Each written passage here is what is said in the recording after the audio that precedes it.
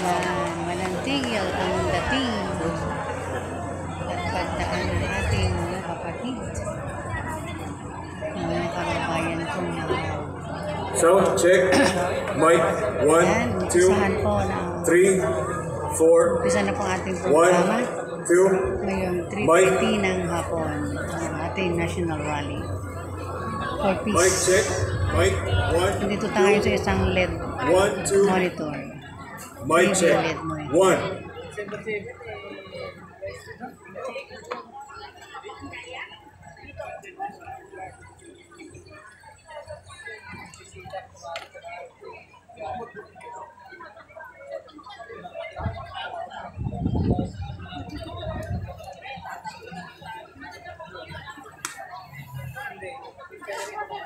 So, inaantay po natin ang pag-umpisa ng programa ng ating national rally for Mga peace. kababayan, Ito na po. inaanyayahan po namin ang lahat na tumayo na tuwid, ilagay ang kanang kamay sa dibdib at umawit ng lupang hinirang na pangungunahan ni Jeza Quijote.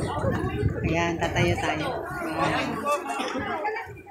Mga kababayan, ito na po. Bayang magiliw, perlas ng silanganan, alab ng puso, sa dibdib mo'y buhay.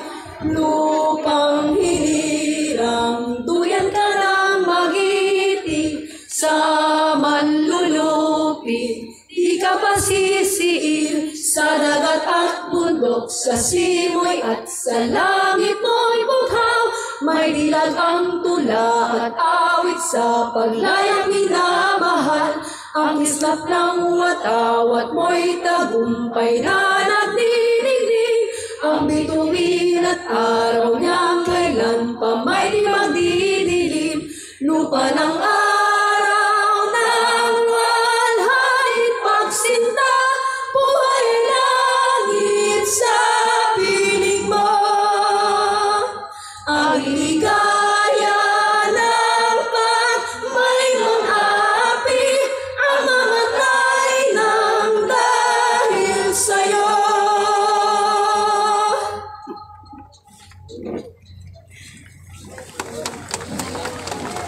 Pakinggan po natin ang pambungad na pananalita ni kapatid na Edwin Zabala.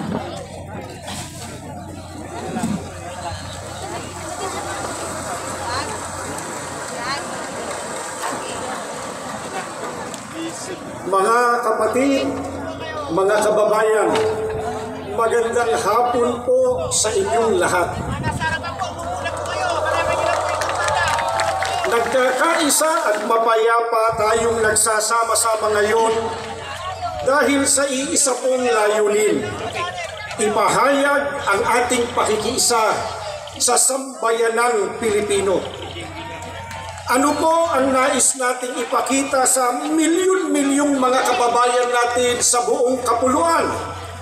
Nais po natin na ipakitang kaisa nila tayo.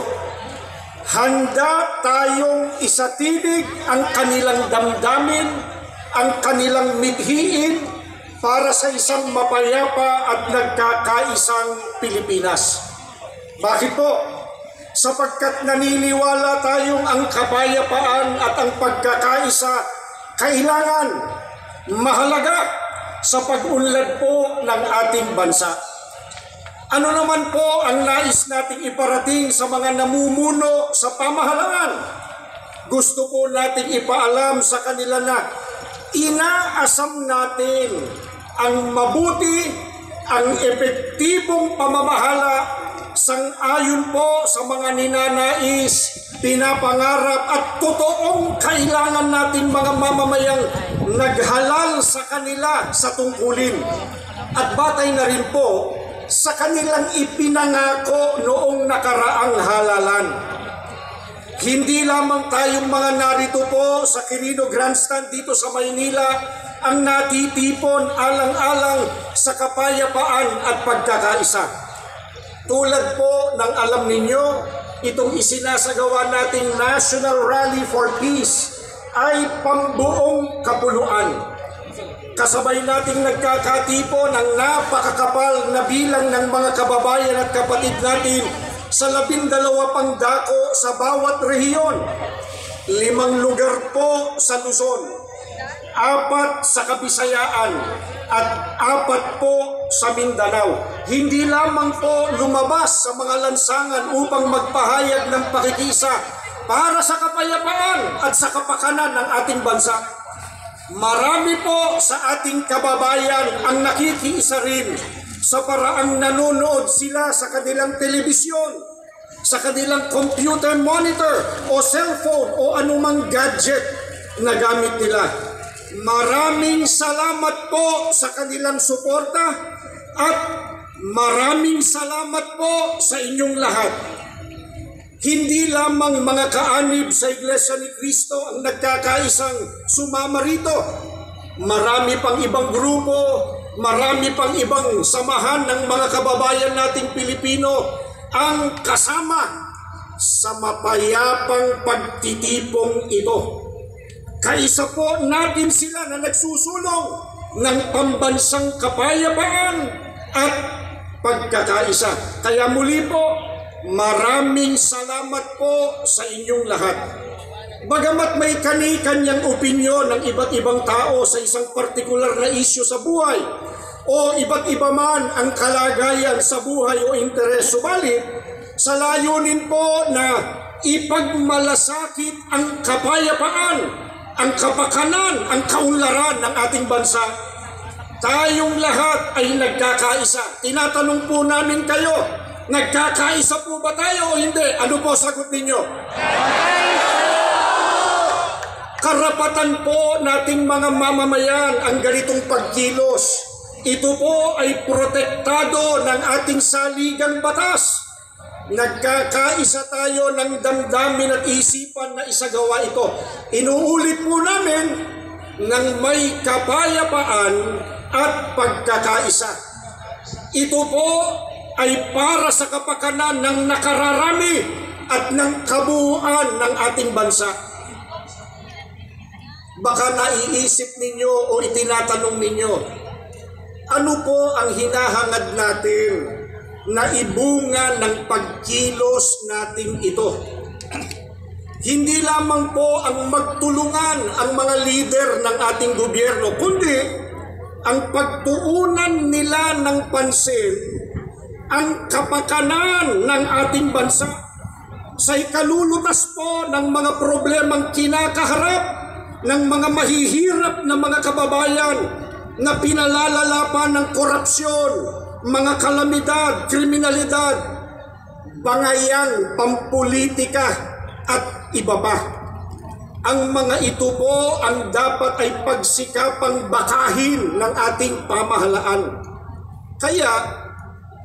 Kaya ang sinusuportahan natin ay ang pagkakasundo. Pakiulit nga po mga kapatid, mga kababayan, ano po ang sinusuportahan natin? Pagkakasundo. Pagkakasundo, hindi po mga bangayan, bintangan at sariling interes.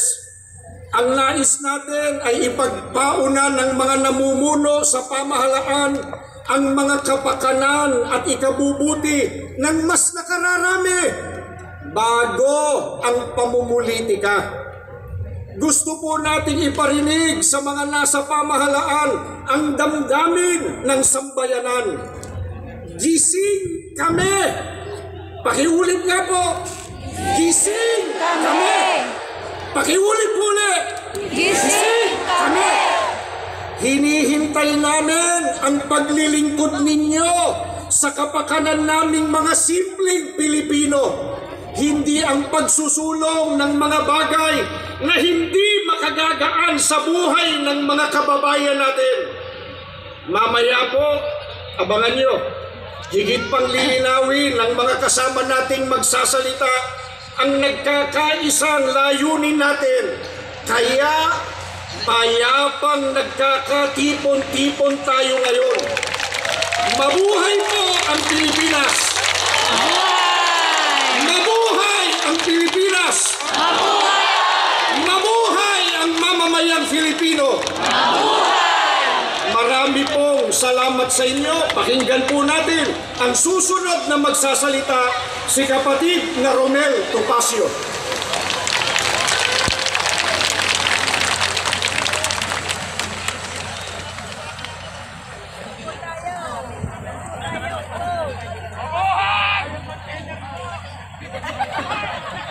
Magandang hapon po sa inyong lahat, mga kapatid. Magandang hapon din po sa lahat ng ating mga kaibigan at mga kababayan.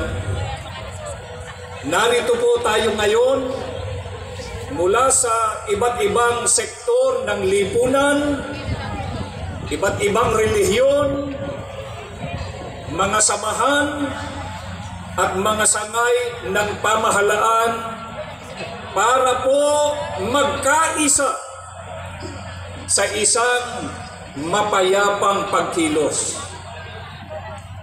Ang pagtitipon natin ito ay isa pong konkretong pagpapakita ng ating suporta sa pahayag ng Pangulo ng Republika ng Pilipinas, kagalang-galang Ferdinand Marcos Jr., sa kanyang pahayag na hindi siya sumasang-ayon sa isinusulong na impeachment laban sa pangalawang Pangulo, Sara Duterte. Panoorin po muna natin ito.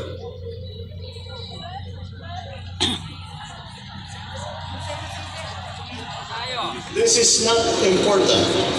This does not make any difference to even one single Filipino life. So why waste time on this? What will happen to if somebody files an impeachment? It will tie down the House, it will tie down the Senate, it will just take up our time, and for what? For nothing. For nothing. None of this will help improve a single Filipino life. As far as I'm concerned, it's a storm in a teacup. Naniniwala po kami na ang opinyong ito ng Pangulo ay para po sa kapakanan ng bansa at ng sambayanang Pilipino. Ang ganitong posisyon ay hindi lamang po nagpapakita ng malasakit, kundi ng malinaw na pag-unawa sa mga tunay na pangangailangan ng ating bansa. Ano po ang sabi ng Pangulong Bongbong Marcos tungkol sa planong impeachment ng ilang samahan laban sa pangalawang Pangulo? Ang sabi niya, wala itong maitutulong para mapaunlad ang buhay ng kahit isang Pilipino. Tama po, mga kababayan, ang sinabing ito ng Pangulo. Mas marami pong mga mahahalagang bagay ang dapat na pagtuunan ng pansin. Ang impeachment ay hindi lamang po pag-aaksaya ng panahon, kundi ito po ay hadlang din sa pagtugon sa mga pangunahing problema ng bansa. Huwag po nating kalimutan, ang oras ng mga mangbabatas sa ating pamahalaan ay mahalaga. Kaya dapat itong ituon sa totoong mahalaga para sa mga Pilipino. Kaugnay nito, ano pa po ang komento ng Pangulo tungkol dyan sa planong impeachment? Sabi pa ng Pangulo na ang impeachment ay isang storm in a teacup. Nangangahulugang ito ay isang labis na pag-aalala pagtatalo tungkol sa isang maliit at hindi naman gaanong mahalagang bagay. Sang-ayon tayo rito, mga kababayan. Ang pagsulong po ng impeachment ay mag-aaksaya lang ng oras ang Kongreso at Senado. Sa halip na gamitin ang kanilang mahalagang oras para sa mga makabuluhang usapin tulad ng edukasyon, infrastruktura at serbisyong pangkalusugan, ang mga mambabatas ay magtutuon ng isang bagay na hindi naman totoong makatutulong sa buhay ng karaniwang Pilipino. Kaya sa halip na mag-aksaya ng panahon sa mga isyong magdudulot lamang ng mga pagtatalo, mga hidwaan at ng mga bangayan ng mga nasa pamahalaan at ng mga mamamayan, hindi po ba dapat dapat na ituon ng ating mga pinuno ang kanilang pansin sa mga suliraning kailangang tugunan agad? Mga kababayan, hindi po ba totoo na kapag itinuloy ang impeachment ay magtatalo-talo hindi lamang yung mga mamamayan, kundi maging sila mismo na mga government officials. Hindi po ito gusto. Ito po ay ayaw ng maraming Pilipino at ito rin ang ayaw ng mga kaanib sa Iglesia ni Cristo.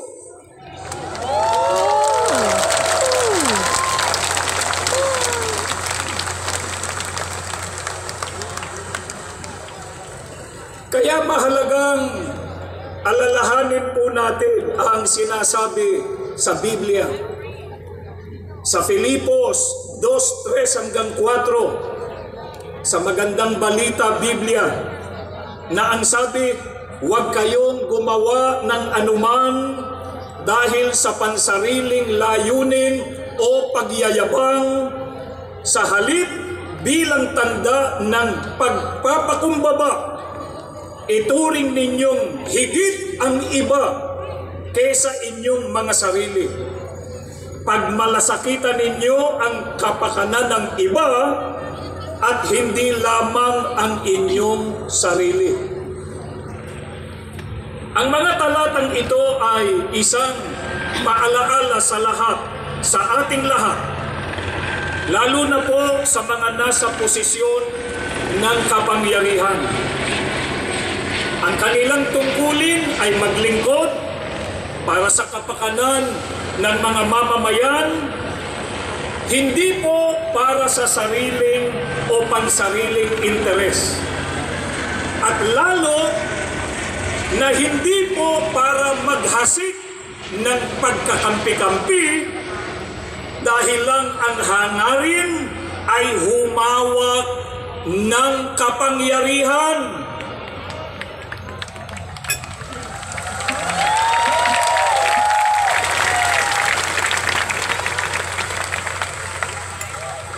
Marahil po ay walang sino man ang sasang-ayon sa gayong uri ng leader. Ang pamamaraan kasi nila ay divide and conquer. Mag-uudyok sila ng mga pag-aaway-away para magawa po nila na agawin ang kapangyarihan at sila ang mapuesto sa poder.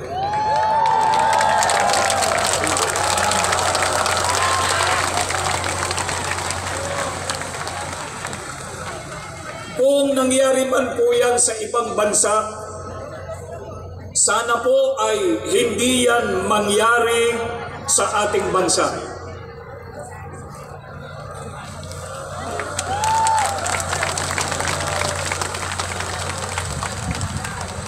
Kaya tayo ay nagkakaisa ng pananawagan sa mga namumuno sa pamahalaan na huwag sana nilang payagang mangyari ang gayon sa atin.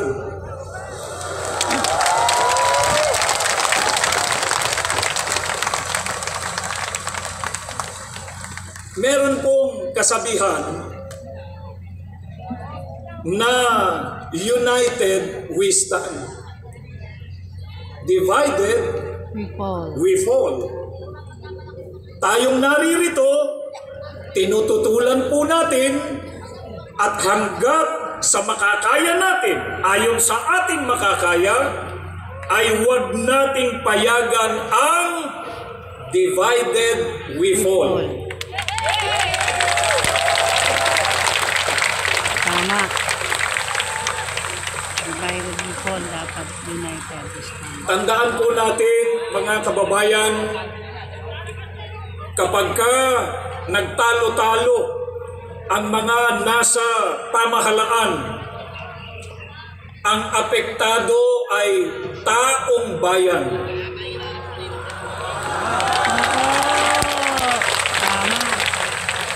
Kapag ka magulo ang bansa, ang mga mamamayan ang kawawa.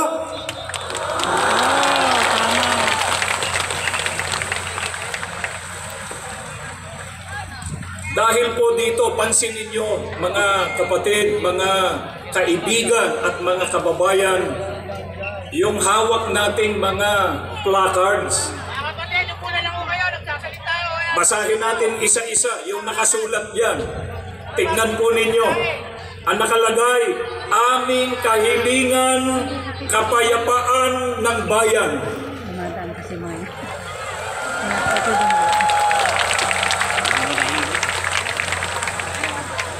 Nagpupunta yun sa Jones. Problema'y lutasin, huwag palakihin.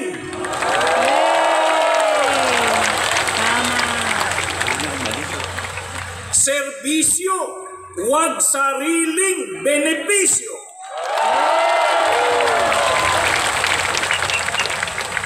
Mamamayan ang unahin, huwag sarili.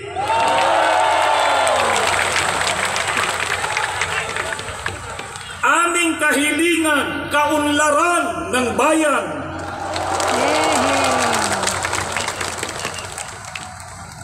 Magkaisa para tumatag ang bansa.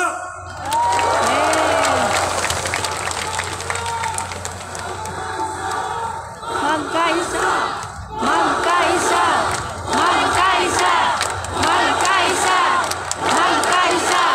Magkaisa! Magkaisa! Magkaisa! Ito pa, may nakalagay pa sa atin. Yang isinisigaw natin na yan. Magkaisa, huwag mang-isa.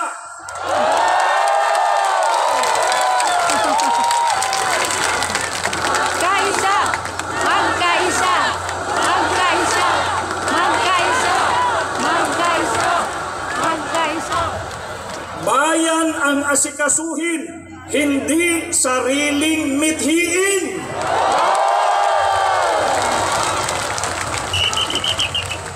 Unahin ang bayan, huwag bangayan.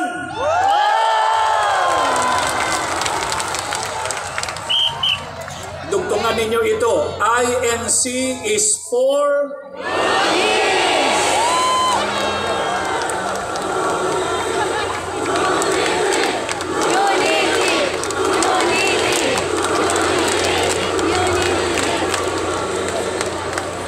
kaya kailangan natin peace in the Philippines.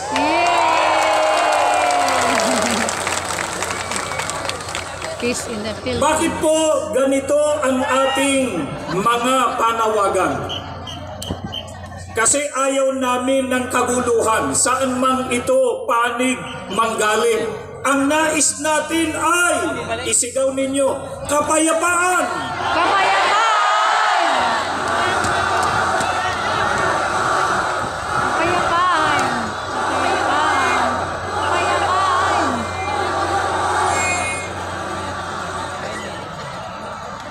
At kung may naging awayan, hindi po ba ang tama ay pagsikapang malunasan ito at magkasundo-sundo alang-alang sa bayan?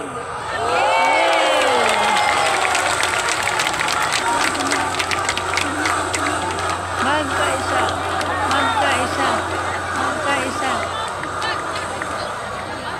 Sa pagkakaisa at sa kapayapaan, mananaig at mamamayani ang sambayanan.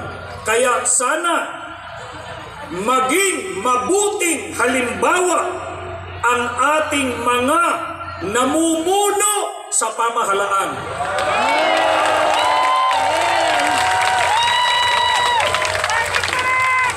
Sa ikapapayapa, ano po ang itinuturo ng Biblia na dapat gawin? Sa awit 34:14 ay sinasabi, lumayo kayo sa masama at gawin ninyo ang mabuti, pagsikapan ninyong kamtin ang kapayapaan.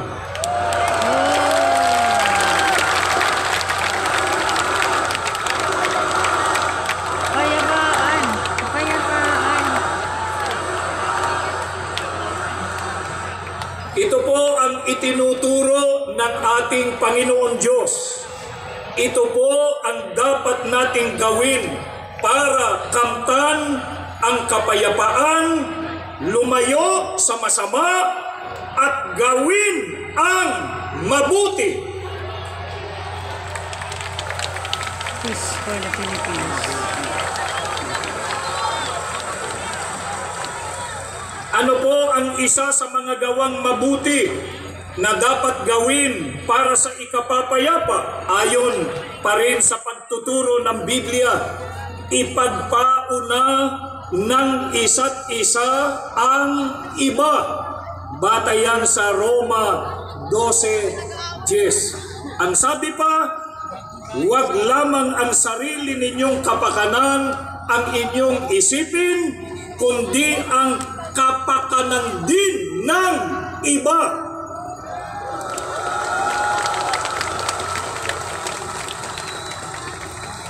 Yan ay nakabatay sa unang Korinto sa 10:24. Kaya para sa kapakanan ng kapwa-tao at mga mamamayan, dapat isang tabi ang mga pansariling kapakanan at mga personal na ambisyon.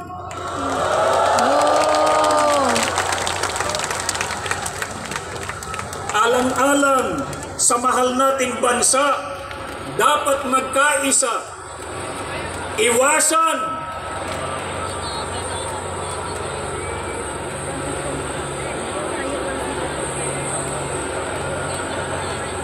Dami, oh.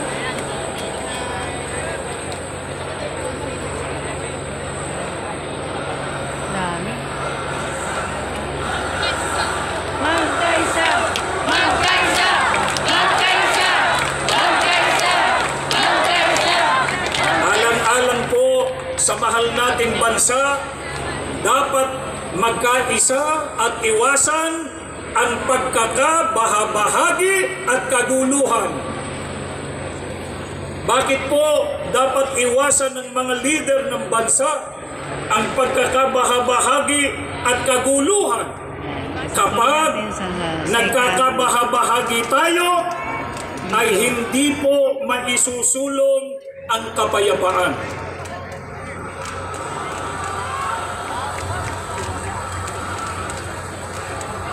At kapag kaguluhan ang namayani, hindi po mahaharap ang paglutas sa mga problema ng bansa. Katulad ng pagtaas ng presyo ng bilihin,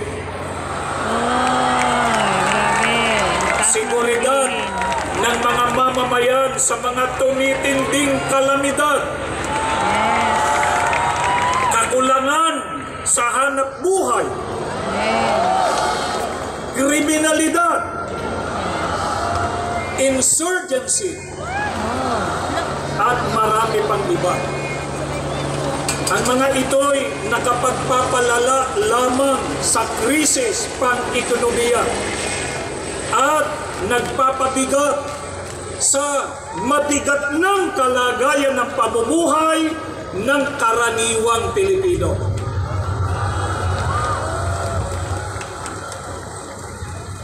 Ito po ang hinihiling natin sa mga namumuno sa pamahalaan na pagkaisahan din nilang pag-ukulan ng matamang atensyon at pag-asikaso. Sa halip na bangayan ang kapakanan ng Pilipinas, nawa ang pag-ukulan nila ng pansin at panahon.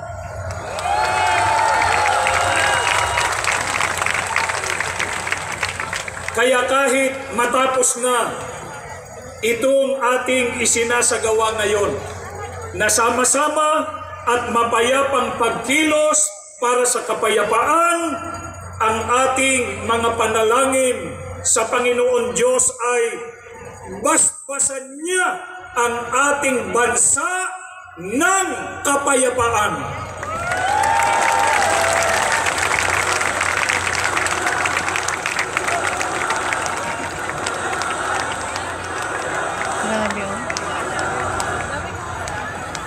Tanglawan nawa niya ang kaisipan ng mga namiminuno sa ating bansa upang balikatin nila ang kanilang sinumpaang tungkulin na siyang dahilan kaya sila inihalal ng taong bayan. Maraming salamat po sa inyo.